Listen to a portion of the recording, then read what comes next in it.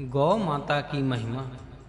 पति और पत्नी परस्पर को प्रेम देखकर पत्नी से पति बोले कि हे देवी, तुम देव्या प्रकाशन उरुचक्षसा विस्तृत दृष्टि वाली तथा दक्षिणा युक्त उत्तम शुभ विधिया बुद्धि से युक्त हो। तुम्हें मैं समक्ष देखता हूँ, अर्थात हे पत्नी, तुम्हारी दृष्टि विशाल है, तुम्हारी बुद्धि में ज्ञान का प्रकाश है, दक्षिणा देने का उदार भाव तुम्हारी बुद्धि में है तथा दक्षता भी है। ऐसी बुद्धिमती स्त्री मुझे मिली, है मेरा भाग्य है।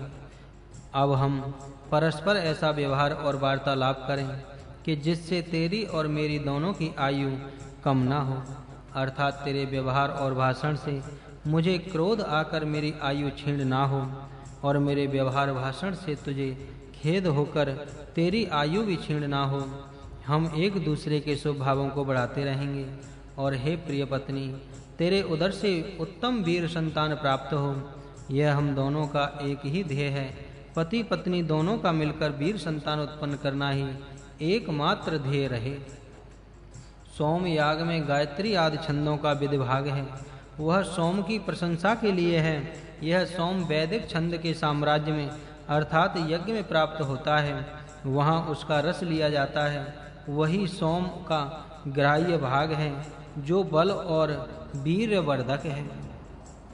यो वै सोमम राजानम साम्राज्य लोकम गमेत्वा क्रीडाति गच्छति स्वानाम साम्राज्य तैसह। जो सोम राजा को वैदिक यज्ञ साम्राज्य के लिए अर्थात सोम याग के लिए ले जाता है, वह मानव के साम्राज्य को प्राप्त होता है। अर्थात इस छंदों के साम्राज्य से मानवों के साम्राज्य का संचालन बल प्राप्त होता है। सोम याग से जो संगठन होती है वह साम्राज्य चलाने में सहायक होती है। यागों में राजसूय, अश्वमेध आदि यज्ञ ऐसे हैं जो साक्षात राजा का सार्वभौम आधिपत्य सिद्ध करने वाला ही है। इनका विचार करने से भी पता लगता है कि मानवीय साम्राज्य का संबंध यज्ञों से अवश्य है। यज्ञों में देवताओं के साम्राज्य का प्रात्यक्षिक दिखाया जाता है। यह आदि दैविक दृश्य है। इसको देखकर आदि भौतिक अर्थात मानव समष्टि के अंतर्गत साम्राज्य आदि राज्य शासन जानना चाहिए। जो इस यज्ञ तत्व को जानते हैं वे इस मानवीय शासन विद्या को भी जानते हैं। और्ण्यो ध्युलोक और पृथ्वीलोक के बीच में एक अद्वितीय देव है, वह सविता सबका प्रश्विता है। सत्यम सबम सच्चा एकमात्र सबका प्रश्विता है। कविम वह क्रांतदर्शी है, जिसकी दृष्टि दूर तक पहुँचती है। अतीन्द्रिय पदार्थों का जो साक्षात्कार करता है। अतएव कवि कृतुम कवित्व के कर्म जो करता है, ज्ञान तथा कर्म जो करता है, सद्बुद्धि का जो प्रदान करता है, रत्नधार रत्नों का धारण करने और कराने वाला ऐसा जो देव है, उसी की अभी अर्चा में पूजा करता हूँ, उपासना करता हूँ। इस वेद की अमति भा ऊर्धा अपरिमित प्रभा सब आकाश में के लिए है। जो कुछ प्रकाश है वह उसी का है। वही यहाँ स्वयं सोम रस निकालने के समय इस याग में अद्भुत अग्नि से प्रकाशता है। वही हिरण्यपाणी सुवर्ण के समान किरणों वाला सुक्रतु उत्तम कर्म की प्रेरणा करने वाला अपनी अतुल कृपा से स्वाध्योलोक में प्रकाशता है, उसका निर्माण करके प्रकाश करता है। हे प्रभु, सब प्रजाओं के कल्याण के निमित्त तुम्हारी उपासना हम करते हैं। तेरी कृपा से सबका कल्याण हो। तेरी अनुकूलता से सब शक्तियों से युक्त होकर सब प्रजाओं की शक्तियों का विकास होने योग्य सबको उत्तम जीवन प्रदान करो। तुम्हारे अंदर वीर है, आनंद है, अमरत्व है। यह तेरा रूप है। मैं अपना वीर, अपना आनंद और अपनी अमर शक्ति देकर अपने लिए तुझे लेता हूँ। अपने अंदर ये शुभ गुण बढ़ाता हूँ और उक्त प्रकार अपने त्याग से इनकी वृद्धि करता हूँ। हे यजमान, तेरे पास गाय रहे, इसी से तेरे पास शुक्र, चंद्र, आह्लाद और अमृत की वृद्धि होगी। गौ ही सब प्रकार का सौभाग्य है। हे गौ, यह सोम तेरे पास अनेक चंद्राण आह्लाददायक शुभ गुण हैं, वे हम अपने अंदर बढ़ाना चाहते हैं। ये शुभ गुण हमारे पास स्थिर रहें। तप सह तनु असी, तू तप की तनु है। तेरा शरीर तप से बना है और तप करने के लिए मनुस्मृति में कहा है, स्वाध्यायेन व्रते हों हस्त्रविद्येनाज्ञया सुतौ महायज्ञेश यज्ञेश ब्रह्मई क्रियते तनु। स्वाध्याय व्रत होम त्रिविधा इज्जा सुत महायज्ञ और यज्ञ से ब्राह्मण का शरीर होता है। इतना तप करने से उत्तम शरीर प्राप्त होता है। इससे मालूम हो सकता है कि तप से शरीर की किस तरह बनता है। सबके जैसे तप होते हैं वैसा उनका शरीर बनता है। शरीर तप से मिलता है और इसकी रक्षा भी तप से ही होती है। प्रजापति के शरीर में ही मानव रहते हैं, इसलिए प्रजापति से इसका वर्ण प्राप्ति होती है। जो जिसका वर्ण है वही उसको पालन योग्य है। स्ववर्णोचित कर्तव्य करके वह प्रजापति की सेवा करे और कृत्य कृत्य बने। स्वकर्मणा तवच्च सिद्धिं विदत मानवः। स्ववर्णोचित कर्म से प्रजापति की पूजा करने से मनुष्य सिद्धि प्राप्त कर सकता है। सहस्त्र पोषेण पुषेयम, हजारों पुष्टियों से मैं पुष्ट हूँ, यह इच्छा मन में धारण करनी चाहिए। पुष्ट होकर प्रजापति को ही सेवा करूँगा, यह भाव सदा मन में रहे। उत्तम मित्रों को बढ़ाता है वही सच्चा मित्र है। सुमित्र धा मित्र एहि मित्र हमारे पास आवे, इससे हमारे मित्र बढ़ेंगे और जिससे सुमित्र बहुत होते हैं उसका ही कल्याण होगा।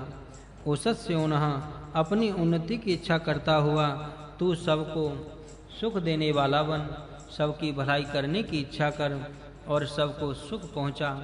इंद्रः इनधः इदा उसका नाम है कि जो शत्रुओं का नाश करके स्वजनों की उत्तम रक्षा करता है।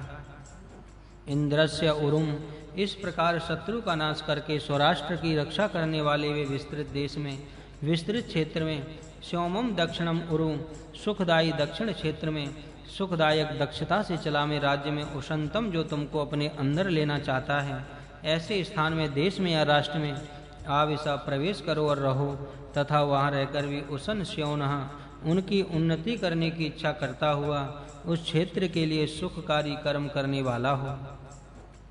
स्वान उत्तम हितकारी उपदेश देने वाला, भ्राज तेजस्वी अंधम अरे पाप का नाश करने वाला, बम भारे गति से भरपूर प्रगतिशील, हस्त हंसने वाला अथवा हाथ के कर्म करने वाला, सुहस्त कुशलता से हाथ का कार्य करने वाला, कुश अनु कुश अथवा दुर्बलों की प्राण शक्ति को बढ़ाने वाला, ये 7 गुण मनुष्य में अपने अंदर बढ़ाने चाहिए।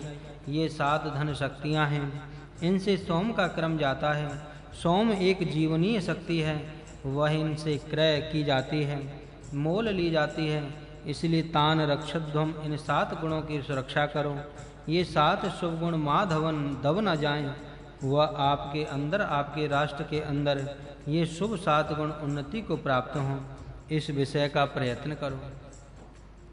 वो चरितार्थ दोषमय आचरण करने के लिए जिस समय में प्रवृत्त होऊंगा उस समय माँ परिवादस्य मुझे चारों ओर से बुरे मार्ग से उस माँ परिवादस्य मुझे चारों ओर से बुरे मार्ग से प्रवृत्त करो।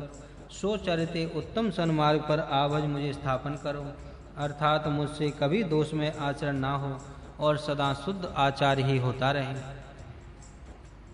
उत आयुषा मैं अपने आयुष्य को उच्च मार्ग पर से चलने के उद्योग में लगा सकूं तथा शुभ आयुषा ते मेरा आयुष्य शुभ गुण से युक्त हो और मैं अमृतान अनुदिश्याम अमर भावों को दिव्य गुण कर्म स्वभाव को प्राप्त होकर अमर बन जाऊं, ऐसी अनुकूल परिस्थिति मुझे प्राप्त हो। स्वस्तिम गाम सुख के साथ जिस पर से गमन किया जाता है, अनअहसम जहाँ नष्ट भ्रष्ट होने का भय नहीं है, ऐसे पंथाम प्रतिपद्महि मार्ग को प्राप्त होकर हम उन्नति करने की इच्छा करते हैं।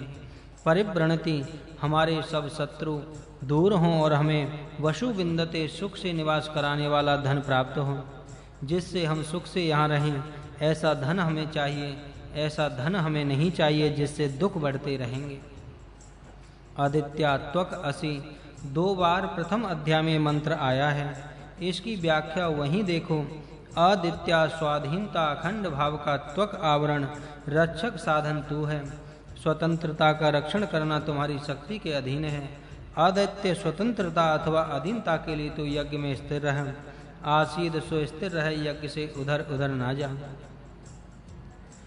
वृषव बलवान ईश्वर ध्युव अंतरिक्ष यथा स्थान धारण करता है। पृथ्वी का विस्तार कितना है उसका नाम उसने किया है। वह विश्व का सम्राट है और वह सब भुवनों का शासन करता है। विश्व में दिखने वाले विश्वाव्रतानि सब कर्म उसी वरुण से श्रेष्ठ प्रभु के हैं। ये देखकर प्रभु ही सर्वत्र उपस्थित होने चाहिए। वरुण देव परमात्मा है, उसने वन और उनमें अवकाश निर्माण किया, अर्थात इस पृथ्वी पर स्थान परिवर्तन निर्माण करके उस स्थान में वृक्ष आदि निर्माण किए। वहाँ घोड़े और गौएं चरती हैं और घोड़ों में बल है, गौओं में दूध निर्माण होता है। यह दूध यज्ञीय हवि है। मानवों के हृदयों में यज्ञ करने का भाव निर्माण किया है और प्रजाओं में हवन के लिए अग्नि स्थापन किया है।